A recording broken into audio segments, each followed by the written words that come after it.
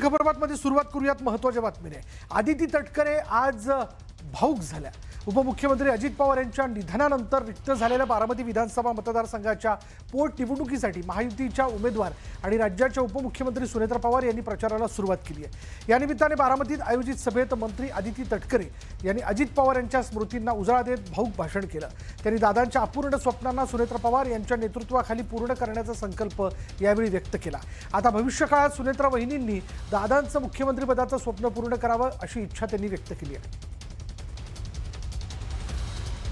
हे आमच्या सगळ्यांचं दुर्दैव असेल, कदाचित राज्य म्हणून सुद्धा दुर्दैवी असू शकतं की दादांसारखा मुख्यमंत्री हा कधी लागू शकला नाही। पण मला खात्री आहे की ते स्वप्न तुमच्या माध्यमातून ते पुढच्या कालावधीमध्ये पूर्ण होईल। प्रत्येक पक्षाला असं वाटतं की माझ्या पक्षाचा नेता जो आहे हा मुख्यमंत्री झाला पाहिजे। मला सुद्धा वाटतं, एका ठिकाणी मी सुद्धा म्हटलं की काय सांगावं, आणखी 5 वर्ष लागतील, 10 वर्ष लागतील, पण सुनेत्राताई आता ह्या फक्त एक स्टेप त्यांना पुढे जायचं आहे। अशी परिस्थिती कधीतरी येऊ सुद्धा शकते, काय येऊ नये। बारामती पोटनिवडणुकीसाठी राष्ट्रवादीची पहिली सभा पार पडली आणि या सभेत बोलताना उपमुख्यमंत्री सुनेत्रा पवार अजित पवारांच्या आठवणीत भाऊक झाल्या होत्या। दादा नसतानाची ही बारामतीमधील पहिलीच निवडणूक असून ही निवडणूक बारामतीकरांची आहे। प्रत्येक बारामतीकर हे दादा असल्याचं त्यांनी म्हटलंय। तर कार्यकर्त्यांनी फक्त सतरंज्या उचलायच्या का याला पूर्णविराम दिला जाईल, आम्ही प्रत्येक कार्यकर्त्याला संधी देणार असल्याचं त्यांनी म्हटलंय।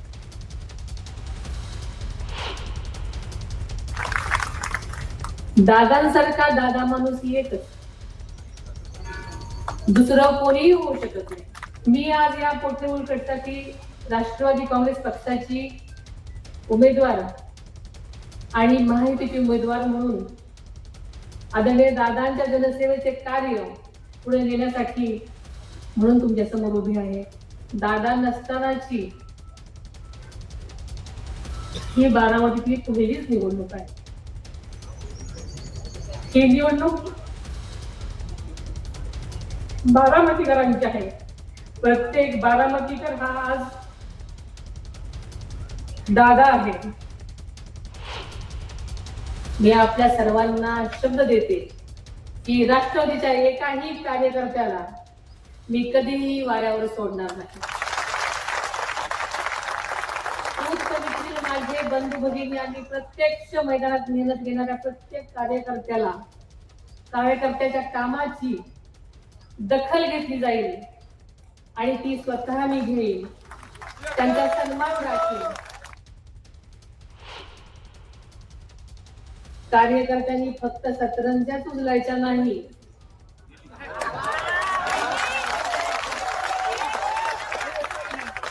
उचलायच्या का या भावनेला पूर्णविराम देत प्रत्येक कार्यकर्त्याला योग्य तो सन्मान आणि पक्षात सहभाग। आपल्याला माहिती आहे की त्या 23 एप्रिल रोजी होणाऱ्या विधानसभा पोटनिवडणुकीमध्ये आपण सर्वांनी घड्याळाच्या चिन्हासमोरील बटन दाबून मला प्रचंड बहुमताने विजयी करावे असं मी आपल्या सर्वांना मनापासूनची विनंती करते।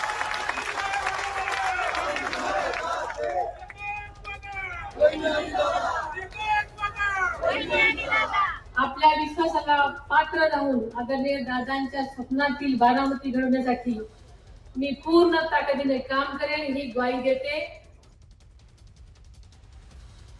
बारामती विधानसभा पोटनिवडणुकीच्या प्रचाराचा राष्ट्रवादी काँग्रेसच्या नेत्या सुनेत्रा पवार यांनी भावनिक वातावरणात शुभारंभ केला। दिवंगत नेते अजित पवार यांच्या जनसेवेचा वारसा पुढे नेण्याचा निर्धार त्यांनी यावेळी व्यक्त केला। यावेळी त्यांचे पुत्र जय पवार अजित पवारांच्या आठवणीत भाऊक झालेले पाहायला मिळाले। बारामतीत पार पडलेल्या प्रचार सभेत जय पवारांना अश्रू अनावर झाले।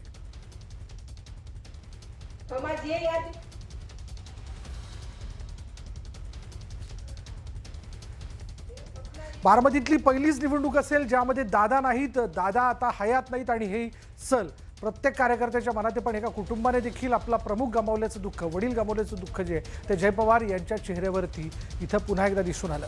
दादांच्या आठवणींना या पोटनिवडणुकीच्या प्रचाराच्या निमित्ताने उजाळा देण्यात येत होता। दादांचं स्वप्न पूर्ण करण्याचं ध्येय यावेळी सुनेत्राताईंनी आपल्या बोलण्यात व्यक्त केलं। यावेळी जय पवार यांना अश्रू अनावर झाले।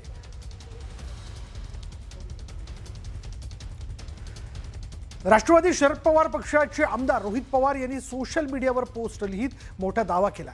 सत्तेतला मोठा पक्ष सत्तेतल्या मित्रांची शिकार करणार असं सांगत रोहित पवार यांनी भाजपवर निशाणा साधला. पुढच्या महिन्याच्या शेवटपर्यंत शिकार केली जाणार असल्याचंही त्यांनी पोस्टमध्ये म्हटलंय. भोंदू अशोक खरात प्रकरण असंच बाहेर आलेलं नाही तर ठरवून आणलं गेल्याचा दावा त्यांनी केला.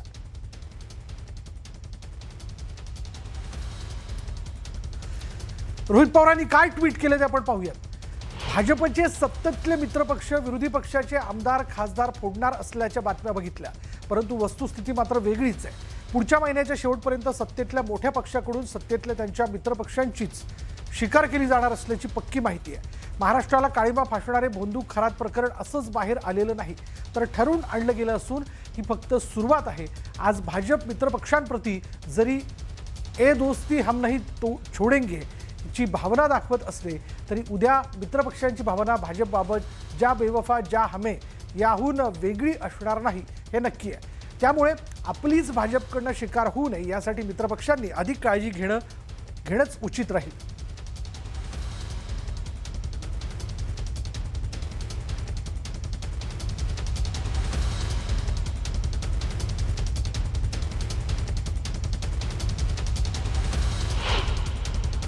खरातचे खांदे म्हणजे काय असे महान खांदे नाही आहेत. एका ढोंगे बुवाचे खांदे आहेत.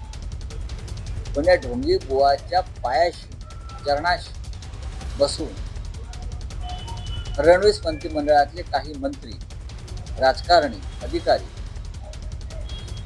जे का उपद्व्याप करत होते त्याची माहिती समोर आली तर आपोआप सगळ्यांचे बळी जातीलच. फडणवीस हे देवेंद्र फडणवीस ते अशा बाबतीमध्ये त्यांचा तो छंद आहे बळी घेणं. खराच्या माध्यमातून जे शिकार होणार आहे ते विषय महत्वाचे. खराचं काय होणार आहे सगळ्यांना माहिती आहे. खरात फाशीवर जाईल, खरातला जन्मठेप होईल, या सगळ्या गोष्टी सोडून द्या. खरात फाईल्स मधून ज्या गोष्टी पुढे येणार आहेत किंवा ज्या कागदावरती उतरलेल्या आहेत पोलीस तपासात, जे अत्यंत गोपनीय अद्याप तरी आहे, त्यानंतर जी वादळ येणार आहे ते महत्त्वाचं. आपला रोहित पवार हे भविष्यकार कधीपासून झालेत मला माहीत नाही आहे. त्यांनी आमची सत्ताधारी पक्षाची चिंता करण्यापेक्षा स्वतःच्या पक्षाचं काय होतंय त्याचं आत्मपरीक्षण करावं. अशा प्रकारचा कुठलाही उद्देश असायचं काहीच कारण नाही, परंतु कुठल्याही उद्देशानं अशा प्रकारची भूमिका घेऊन सत्ताधारी पक्षाने आपल्या मित्रपक्षाला अडचणीत आणण्यासाठी केलेली ही गोष्ट अजिबात नाही. 2 दिवसांपूर्वी